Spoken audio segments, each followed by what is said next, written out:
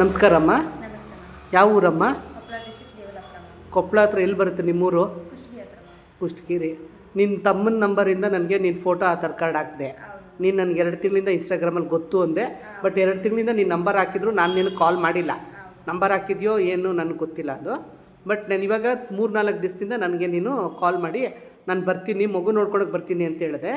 But ಅಲ್ಲಿ ಆ ಕಡೆ ಗಾಂಧಿ ಬಸ್ಸಲ್ಲಿ ಸ್ವಲ್ಪ ಇಂಗ್ಲೀಷ್ ಬರಬೇಕು ಅಂದರು.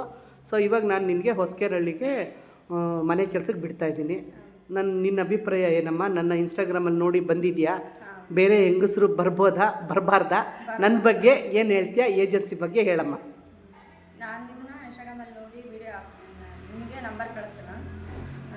ಈ ಥರ ಇನ್ನೂ ಎಲ್ಲರೂ ಬರಬೇಕು ಅನ್ನೋದು ನನ್ನ. ನಿನಗೆ ನನ್ನಿಂದ ಒಳ್ಳೇದಾಗಿದೆಯಮ್ಮ. ಇವಾಗ ನಾನು ಕರ್ಕೊಂಬಂದು ಬಿಟ್ಟಿದ್ದೀನಿ ಮನೆಗೆ. ಒಳ್ಳೇದಾಗಿದೆಯಾ? ಮಾಡ್ಕೊಂಡು ಹೋಗಮ್ಮ. ತಿಂಗಳಿಗೆ 2 ರಜಾ ಇದೆ. ನೀನು 1 ತಿಂಗಳಿಗಾದ್ರೂ ತಗೋ, 2 ತಿಂಗಳಿಗಾದ್ರೂ ರಜಾ ತಗೋ. ನಾನು ಇದು ಮಾಡಲ್ಲ ಅದನ್ನು, ಗೊತ್ತಾಯ್ತಾ?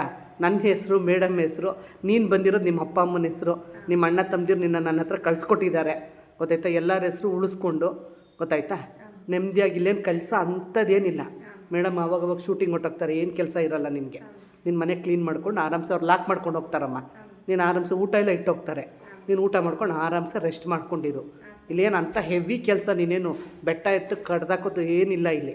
ಮನೆ ಕಸ ಗುಡಿಸ್ಕೊಂಡು, ಮನೆ ಒರೆಸ್ಕೊಂಡು, ಪಾತ್ರೆ ತೊಳ್ಕೊಂಡು, ಮೇಡಮ್ ಬಟ್ಟೆ ನಿಮ್ಮ ಬಟ್ಟೆ ಇರುತ್ತೆ ವಾಶ್ ಮಾಡ್ಕೊಂಡು ಮೇಲೆ ಒಣಗಾಕ್ಬಿಟ್ರೆ ಇನ್ನು ಡಸ್ಟಿಂಗ್ ಮಾಡು ಅಂತಾರೆ. ಅಷ್ಟು ಬಿಟ್ಟರೆ ನಿನಗೆ ಇನ್ನೇನು ಕೆಲಸನೂ ಇಲ್ಲ ಇಲ್ಲಿ. ಆರಾಮ್ಸೆ ಕೆಲಸ, ಗೊತ್ತಾಯ್ತು? ಇವಾಗ ನೀನು ಬಂದಿದ್ಯಾ, ಇನ್ನು ಬೇರೆ ಲೇಡೀಸ್ಗೆ ಅಥವಾ ಹುಡುಗಿರಿಗೆ ಏನು ಹೇಳ್ತೀಯ ನನ್ನ ಬಗ್ಗೆ? ಬರ್ಬೋದಾ ಬರಬಾರ್ದಾ ಅಂತ? ಆಮೇಲೆ ನೋಡಮ್ಮ, ನಿನಗೆ ಯಾರಾದರೂ ಕಾಲ್ ಮಾಡಿದ್ರಾ? ಹುಡುಗರು ಯಾರಾದರೂ ಕಾಸು ಕೊಡಿ, ನಾವು ನಿಮ್ಮನ್ನ ಅಲ್ಲಿ ಸೇರಿಸ್ತೀವಿ ಇಲ್ಲಿ ಸೇರಿಸ್ತೀವಿ ಅಂತ?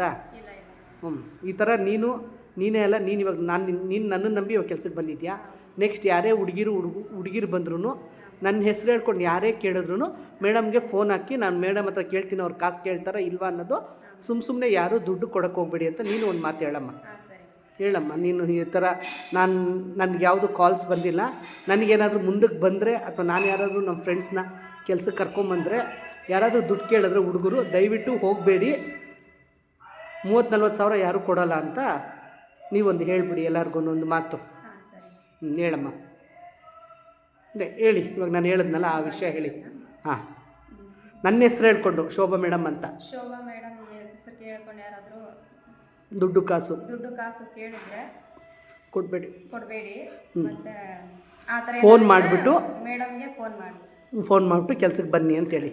ನೀನು ಇವಾಗ ನಿನ್ನೆ ರಾತ್ರಿ ಬಿಟ್ಟೆ, ಇವತ್ತು ಬಂದಿದ್ಯಾ ನಮ್ಮ ಮನೆ ಹತ್ರ ಬಂದೆ.